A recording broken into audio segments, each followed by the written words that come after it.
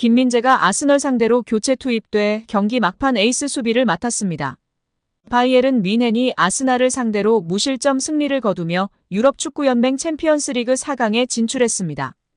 바이에른 뮌헨은 18일 독일 뮌헨 알리안츠 아레나에서 열린 챔피언스리그 8강 2차전에서 1대0으로 이겼습니다. 지난 8강 1차전 원정 경기에서 2대2로 비겼던 바이에른 뮌헨은 아스날과의 홈 경기를 승리로 장식하며 챔피언스리그 4강행에 성공했습니다. 선발 라인업은 마테이스 더리흐트, 에릭 다이어가 중앙 수비에 있는 포백이었습니다. 그런데 후반 31분 누사이르 마즈라위가 빠지며 김민재가 교체 투입됐습니다. 약간 불편해 보인 마즈라위의 교체가 필요했는데 자연스럽게 레프트백을 소화할 수 있는 선수로는 이날 윙어로 뛰고 있던 하파엘 게헤이루가 있었습니다. 하지만 이날 게헤이루는 적극적인 공격으로 요주와 키미히에게 어시스트를 제공하고 슛으로 골대를 맞히는 등 활약 중이었습니다. 그런 선수를 뒤로 내리는 것보다 김민재의 변칙 기용을 택한 토마스 투엘 감독의 선택이었습니다. 김민재는 변형 3백 같은 전략도 아닌 그냥 풀백으로 뛰었습니다. 최근 많은 팀들이 본업이 센터백인 선수를 좌우 측면 수비에 배치합니다. 이날 상대팀 아스널의 좌우도 원래 센터백인 도미아스 다케이로 벤 화이트가 맡았습니다.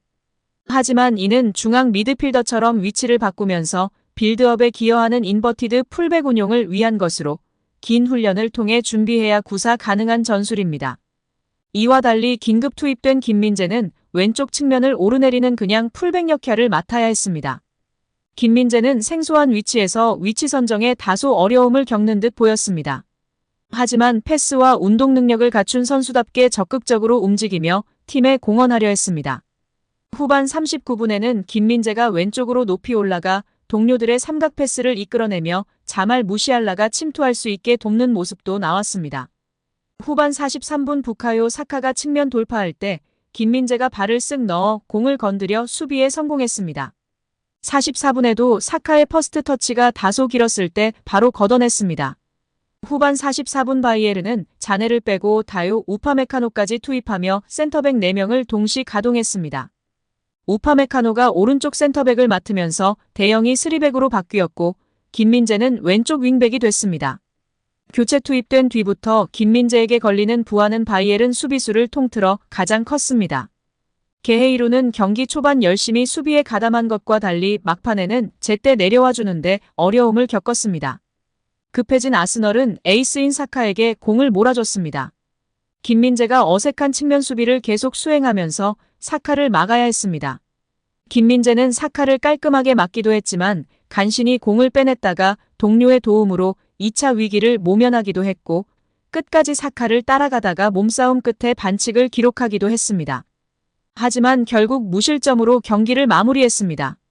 김민재는 이날 경기에서 후반 31분 마즈라위 대신 교체 출전해 15분가량 활약하며 팀 승리를 함께했습니다. 김민재는 레프트백으로 경기에 나서 무실점 승리를 함께했습니다. 바이에른 뮌헨은 아스날을 상대로 무실점을 기록한 가운데 사카를 봉쇄한 투엘 감독의 전술이 극찬받았습니다.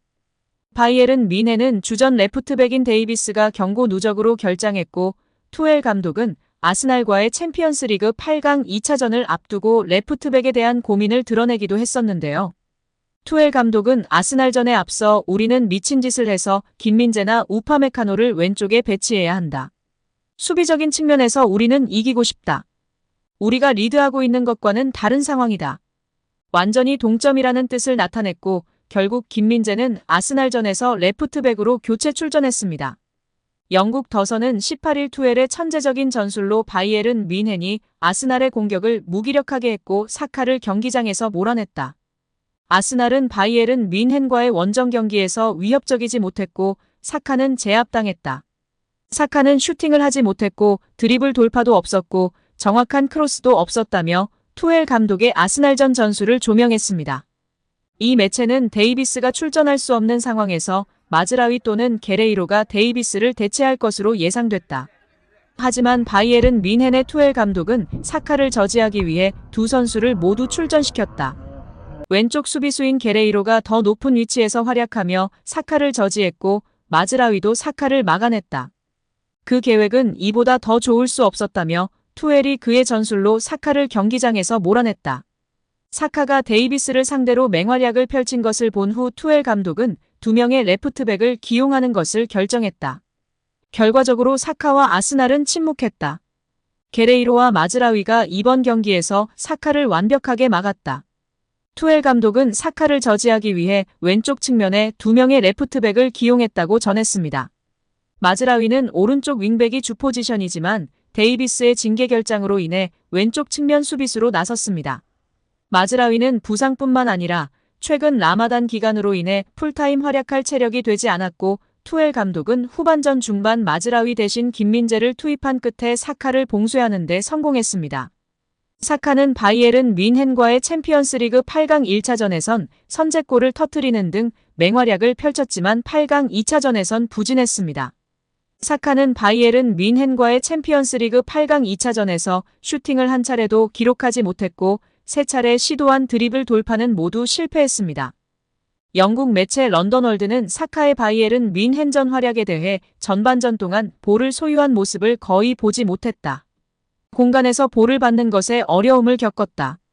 사카는 어떤 마법도 만들어내지 못했고 경기에서 소외됐다고 혹평하며 평점 4점을 부여했습니다.